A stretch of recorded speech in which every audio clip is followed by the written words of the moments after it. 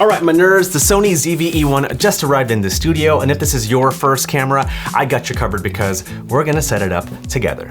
All right, here we go. So if you are turning on the camera for the very first time, the first thing that you're going to see is the language page. Obviously, choose the language that you speak. I'm gonna select English. Select understand, and I'm not going to connect to my smartphone right now. I'll just do that later because I just want to get you started to set up the camera. But if you want to set up your phone to the camera, then you can do so with the Creators app. But we're going to bypass that for now. And then obviously here, set up your area, date, and time according to where you live. Let's just do that real quick for me.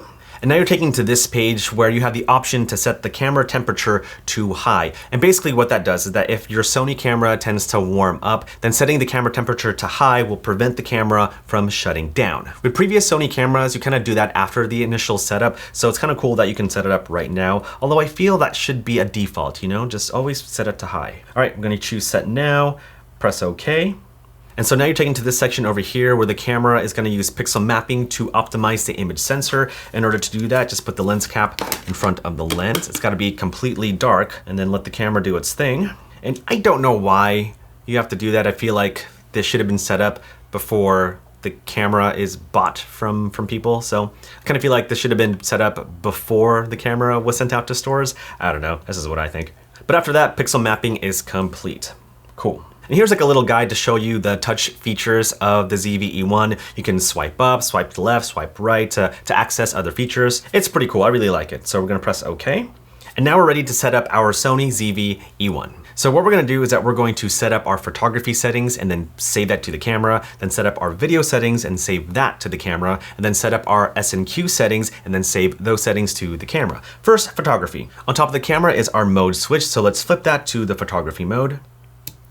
There we go. And once we're in photography mode, we're gonna go to menu and start customizing our photography settings. Now, by default for photography, it's automatically set to intelligent shooting mode. Basically, the camera will decide the best settings to take a photo depending on where you're at. You can totally do that if you want to, but I like shooting manually, and so we're going to change it to manual. Go ahead and press on this icon over here.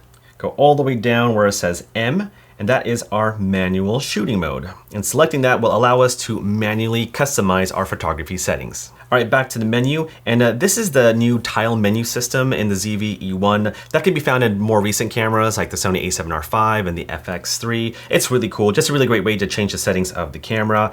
Shutter speed, we're gonna leave to 1/250th of a second, and that way whenever I take a photo, it'll be pretty quick. Moving on to our aperture, I like shooting at the lowest aperture possible, just so you can have that nice blurry background. Since I'm using the 24-70 G Master Lens Mark II, the lowest aperture that I can go is f2.8. And moving on to exposure compensation, that really only applies when you're using auto ISO. Basically, you can decide whether you want to underexpose or overexpose a certain image. I sometimes use it, but more often I like setting my own ISO. And so let's just go ahead and change it to, oh, I don't know, this is, just pick ISO 200. And then from there, I could change the ISO depending on where I'm shooting. All right, moving down, JPEG quality, let's change that to extra fine. And then moving on to raw file type, we're gonna choose uncompressed because I want as much data as possible in a photo so that it's easier for me to adjust in post. Moving over is file format. I like shooting RAWs and JPEGs just because I like having the option to have RAWs and JPEGs. You could choose just JPEGs if you want to, or just RAWs, but I like having the best of both worlds. There we go, moving on. This option over here will format your SD card. We don't wanna do that, so we're going to leave it. JPEG image size, let's choose the highest megapixel possible. We'll leave it at 12. And then aspect ratio. By default, it's set to 3:2. That's a normal photo size. But sometimes when I try to take photos for YouTube thumbnails, I like using 16:9 because YouTube thumbnails has an aspect ratio of 16:9. We're gonna leave it at 3:2 for now, but yeah, if you wanna take YouTube thumbnails, I highly recommend changing the aspect ratio to 16:9. All right, moving on to shoot mode, we've already done that. Drive mode, that determines how fast the camera takes photos. Right now it's set to single, meaning that you're taking a photo a single frame at a time. I like using the high continuous shooting option, and you can change the speed of it, whether you want it to be medium or low or really, really fast. I just set it to high because, I don't know, I like it. Also here you have the option to set a timer when you're taking a photo. This is really cool if you want to take a photo of yourself. You can even take photos of yourself at intervals. I could take a photo every 2 seconds, every 1 second. It's just a very helpful way for taking self-portraits of yourself. But that's a little more advanced. This is just a very, very basic setup. And so we're just gonna select continuous high-speed shooting and move on. All right, going down below is our white balance. Right now it's set to auto white balance. For photography, I kind of leave it to auto white balance because the camera does a really good job at making sure that the white balance looks correct. And so we're just gonna leave it to auto white balance. This option over here is for wireless flash. I don't use any wireless triggers, and so these options don't apply to me. We're gonna move on from there. Focus mode, we're gonna leave it to autofocus automatic. For video though, I change it to autofocus continuous because I want the camera to continuously focus on my subject or object. But for photos, I just leave the focus mode to autofocus automatic. And then focus area, I just leave it too wide. The camera does a really good job at taking a photo and trying to figure out what should be in focus. And if there is something that you need to focus on, then you can use the tap to focus feature on the screen, which is really, really cool. But for now, I'm just gonna leave it too wide because the camera does a pretty dang good job. Okay, and that's pretty much it for photography. Now we're going to save our photography settings to the camera. Let me show you how. We're gonna go to the tabs on the left side of the screen. We're gonna go to the shooting tab, go over to the next column, go down to number 4 where it says shooting mode, and we're gonna select camera set memory, and we're gonna select number 1 and save our custom photography settings to number 1. Boom, registered. And what's cool is that you can save multiple photography settings. Like for example, if you want to have your photography settings to have a different aspect ratio to take YouTube thumbnails at 16:9, then you can change the aspect ratio and save those camera settings to memory number 2. And that's a really cool way to access those specific photography settings and make your workflow efficient. I do it all the time. But for now, just to get you started, we're just gonna save our 1 photography setting to custom memory number 1. Very, very cool. All right, let's move on to video. We're gonna go to the mode switch on top, flip it to video. And now we are in video mode. Let's go to our menu and let's go back to the top tab right over here. And there are 2 main tile tabs. And we're gonna change most of our settings with these 2 tabs. You can do so with the other tabs, which is more of the traditional way to change your camera settings with previous Sony cameras. But we're just gonna focus on the 2 main menus right over here. First, we're actually gonna go to main menu number 2 because like our photography settings, by default, it's set to intelligent mode, meaning that the camera will decide the best settings when filming video. We don't wanna do that. We want to do things manually over here. So once we go to our shoot mode, let's go down to the M for manual exposure. And now we can manually set our camera to whatever settings we want. Cool, cool, cool. All right, let's go back to main menu number 1. And now the frame rate. Now I'm gonna set it up to film in 24p. And I often shoot in 24p for my vlogs. It looks great, looks cinematic. And I know there's a lot of 30p stands out there. And to that I say, you're wrong. You're just wrong. So we're gonna select 24p. All right, very cool. Now for our shutter speed, we wanna double the value of our shutter speed based on our frame rate. Double that frame rate is 48. But since we don't have 48 as a value for our shutter speed, the closest option that we have is gonna be 50. So we're just gonna select shutter speed. We're gonna use the directional pad on the bottom. We're gonna rotate it counterclockwise and go to 1/50th of a second. Very cool. And same thing if you're shooting in slow motion, like if you're filming in 60p, then double the frame rate for your shutter speed should be 1/25th of a second because that's the closest value to 120. Get it? 60 times 2, 120. But since we're filming in 24p, we're gonna double our frame rate and our shutter speed to 1/50th of a second. Hopefully that made sense. If not, then sucks to be you. Moving on to ISO, we're just gonna leave it to 200 for now. I'm gonna change that depending on where I'm shooting. And what's great about the ZV-E1 is that it has really great low light capabilities, just like the A7S III. So I can go all the way up to ISO 12,800 to take some pretty cool low light shots. But for now, we'll just leave it to 200. F-stop 2.8, that's great. White balance. For video, I don't set it to auto white balance just because when I'm editing my videos in post, I don't want to see a shifting of colors. And so to keep it consistent, I normally set the white balance to daylight. Cool, cool, cool. Moving on to picture profile. Now there are really only 2 picture profiles that I use with most Sony cameras, and that's S-Cinetone and S-Log3. I'm gonna set the camera to film in S-Cinetone, which is PP11. So we're just gonna go all the way down to PP11, right over there. And what's really interesting about the ZV-E1 is that it's very similar to the FX3, where if you wanna shoot in S-Log3, you have to change the log settings in another part of the menu. We'll get to that later. Oh, and the reason why I choose S-Cinetone is because the colors look great straight out of the camera. And sometimes when I'm on a deadline or if I have video footage to deliver to a client and they just want to see video that looks good and not flat, then S-Cinetone is going to be my picture profile of choice. And so yeah, S-Cinetone for the win. All right, moving down over here is our file format. We're gonna choose to film in 4K because 4K is better than your mom. And there are two options to film in 4K. There's the XAVC HS version and the XAVC S 4K version. I know it's confusing, but the HS version results in smaller video files, but more compressed. That's really great if you want to save space on your SD card or if you don't want to deal with large file sizes. You do gotta have a capable computer. I personally use an M1 Max MacBook Pro and it handles highly compressed video files real easily. But if you don't have a computer that can handle the highly compressed video files, then the XAVC S4K is the better option. You are gonna have bigger file sizes, so keep that in mind. So for this setup, we're gonna choose XAVC HS4K. There's gotta be a better name for this, like honestly. Anyway, and then moving on to record setting, we're gonna choose the highest bitrate because just like raw photos, I want as much data as possible in my video files, and that way it's a lot easier for me to adjust in post. So we're gonna choose the very top setting. Ooh, 4K 10-bit baby, nice. And then moving on over here, Gamma Display Assist and Gamma Display Assist type. This really applies when you're shooting log, like S-Log3. And basically what that does is that instead of seeing a flat image on your screen, the camera is going to convert that flat image into the Rec. 709 color space, which is the standard color space when you're watching any type of video. But since we're not shooting in S-Log3, we're just gonna leave this feature off. All right, moving on to proxy recording. Now, basically what proxy recording does is that in adjacent to recording the full res video files with the camera is also recording smaller video files. And if you don't have a capable computer, you can always edit with those smaller proxy files. And once you're done with the edit, you can swap out the smaller video files with the full res version and then export your video using the higher quality video files. Proxy files are great too if you want to send your smaller video files to an editor. And because they're smaller sizes, it makes it a lot easier to upload those video files to like Dropbox or whatever. I personally don't use proxies anymore because I do have a capable computer. You can use it if you want to, but for now we're just gonna leave it off.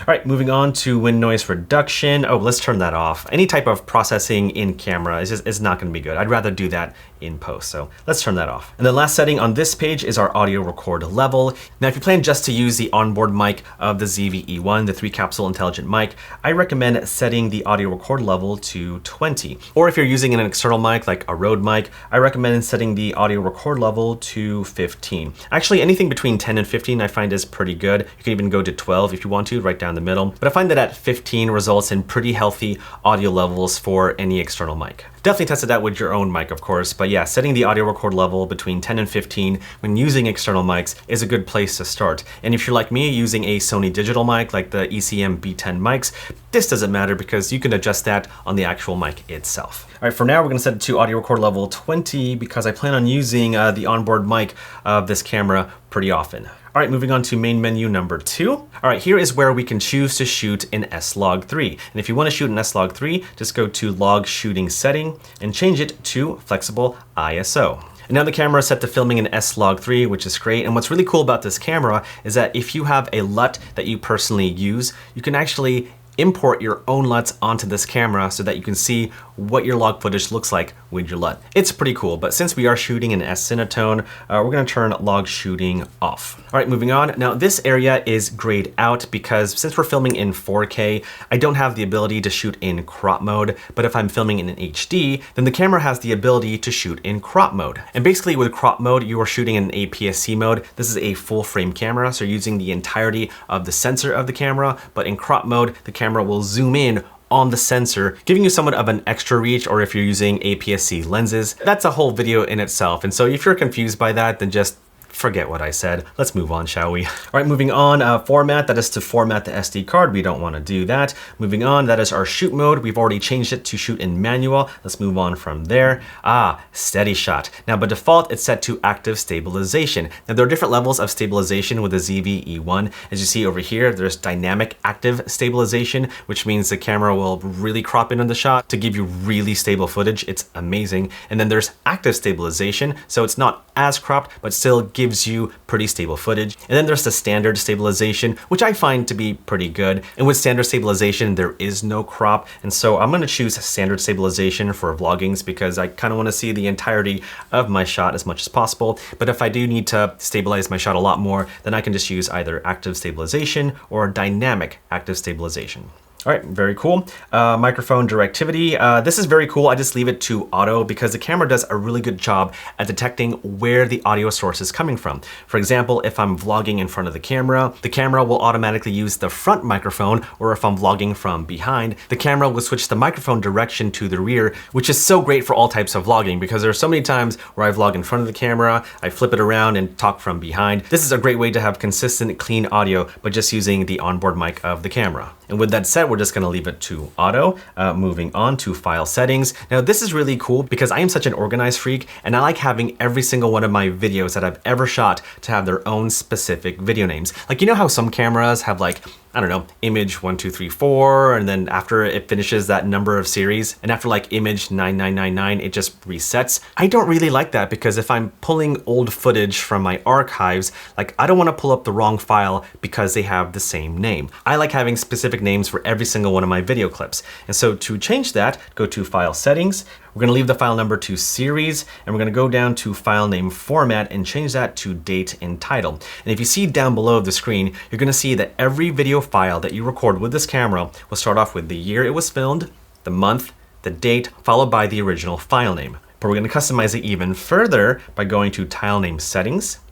And I'm gonna call this ZV-E1 because I wanna make sure that whenever I pull up footage shot with the ZV-E1 has the name ZV-E1 in the video file. I know, I'm such a nerd. ZV-E1. I'm gonna put an underscore because you'll see here, boom. So now every video that I record with the ZV-E1 will have the date, the type of camera that I use, followed by the original file name. See how cool that is? Just love it. Or don't use it. You can just, you know, be a monster, not be organized. I don't know, whatever. But that is what I do for file settings. Moving down, focus mode, we're gonna leave it the way it is. Autofocus continuous should be the option when filming video. Focus area, I kind of choose zones for filming video. And whenever I'm vlogging, usually in the composition, my head is on top of the frame. And so I kind of wanna focus the focus area to the top of the frame, which is why I choose zones. But honestly, since the camera is so good at focusing on people's faces, like if you wanna set it to wide, you totally can. That is absolutely fine, but we're gonna change the focus area to zone. Right there, cool.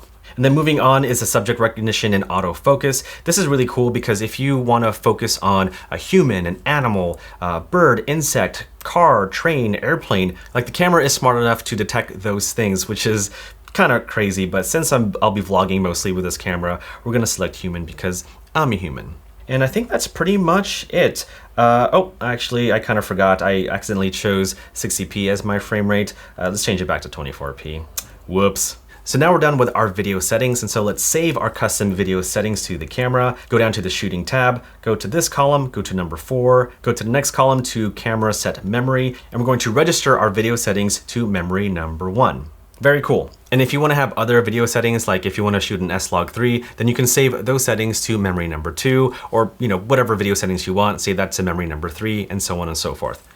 Again, a really cool way to access specific video settings with this camera. All right, last but not least is S&Q, or slow and quick mode. And with S&Q, I only film 2 things really with it, slow motion or time lapses. And when you switch over to S&Q, you're taken to this page. Again, automatically it's set to intelligent auto. We don't want to do that. We want to set it to manual. And once we're there, let's go to menu and then make some changes. Let's go to the top to the first main page. We're going to change our frame rate setting. Our main frame rate should be 24p because that's the frame rate your playback should be. And the S&Q frame rate to film in slow motion should be 60 frames per second or 120 frames per second. We're going to choose 60 frames per second right now, only because the update for the ZV-E1 is not here yet to allow 120 frames per second recording. But I do like filming in the 60 frames per second. Sometimes I feel like filming in 120 is a bit too slow, so 60 is pretty good. Again, with the shutter speed, we want to double the frame rate, so we're going to change it to 1/25 of a second, and then everything else should be good to go. Let's check our record setting. Okay, let's change up our bit rate to be the highest possible. Again, more data makes it easier to adjust in post. I think everything is good there. Oh, and the reason why the audio record level is off for S&Q is because you can't record audio when filming in S&Q. That doesn't really bother me because whenever I film in slow motion, that's often B-roll, and I don't really need audio when filming in slow motion. And so just keep that in mind. You can record audio in slow motion when not using S&Q. Like if you want to do it manually in the normal video settings, then you totally can. Again, I'm making more of an advanced camera setting video for the ZV-E1, so stay tuned for that. All right, going down to menu number 2. I think the only thing that I do change with the focus area, since I'm filming in slow motion, is I try to keep the focus area to the center. And so yeah, let's change that down over there. And I think that's pretty much it. Cool. All right, let's go ahead and save those S&Q settings to our camera. Go to the left tabs, go down to the shooting tab, down to the next column under shooting mode, camera set memory, and we're gonna save that to memory number 1. And there we go. We have finished our custom settings for the ZV-E1. Real quick, let me show you how to access those specific custom settings for each mode. Let's switch over to photography mode. If you see on the screen, you actually don't see the custom photography settings that we just made. And so to access that, you have to recall those settings. Let me show you how. Let's go to the menu, go down to the shooting tab, go down to shooting mode, select shooting mode, go down to MR1, and here you can access your specific photography settings, which was memory number 1. And of course, if you have other specific photography settings that you saved, you can access that in custom memory number 2 or 3. And I know it's kind of a pain to go deep into the menu to access your specific settings for photography, but there is a shortcut to that. Let me show you real quick. So let's go to the menu. And so what I do, I go all the way down to the setup tab. I'm gonna go down to Operation Customize. I'm gonna go down to the custom dial for movie. Select that and you're gonna see images of the camera itself. Go down one more so that you see the top of the camera. And where it says number 1, background defocus, that's the button to the right of the camera. By default, it'll enable the background defocus feature. I don't use it that often, and so I'm gonna change that feature to enable shoot mode. So go ahead and select that. Let's go down over here. Oh, where is it? Shooting mode. Oh, here it is, shoot mode. Boom, very cool. So now whenever I flip the switch to go from photography to movie mode to S&Q mode, if I want to access my specific photography settings or video settings, all I have to do is press the C1 button on the top and choose my specific settings. Again, it's not as easy as the dial system from like the A7S III. Like the dial system is way better, but that I find is a pretty convenient way to access your specific settings for whatever mode you're shooting in. So for example, I'm in photography mode. Okay, let's go access our photography settings. I'm gonna press the C1 button on the top of my camera. Now it's taking me to shoot mode, and now I can select whatever custom photography setting that I want. And since we made those settings in custom memory number 1, we're gonna select 1. There we go. And now I have access to photography settings that we just made. Same thing for video. Let's switch over to video. Okay, definitely not the settings that we made before. I'm gonna press the custom button number 1 to go to shoot mode, go down to MR1, flip over and select custom memory number 1, and now I have the video settings that we made before. Same thing for S&Q mode. Let's go to S&Q mode, press C1, and go to MR1 since that's where we saved our custom S&Q settings. And again, if you have other different custom settings for S&Q and you've saved that to memory number 2 or 3, you can access that with MR2 or MR3. But that is it, my friends, on how to set up the Sony ZV-E1 to have custom photography, video, and S&Q settings. But hopefully this video at least points you in the right direction. You don't have to copy my exact settings, just use whatever I do as a proxy and then customize your camera to your own liking. But that is it for this video. Thank you so much for watching. And if you have any questions at all about this camera, let me know in the comments below. But I'm tired, man. That was quite a lot. Gonna eat some cheese now. Just plain old cheese. A wheel of cheese.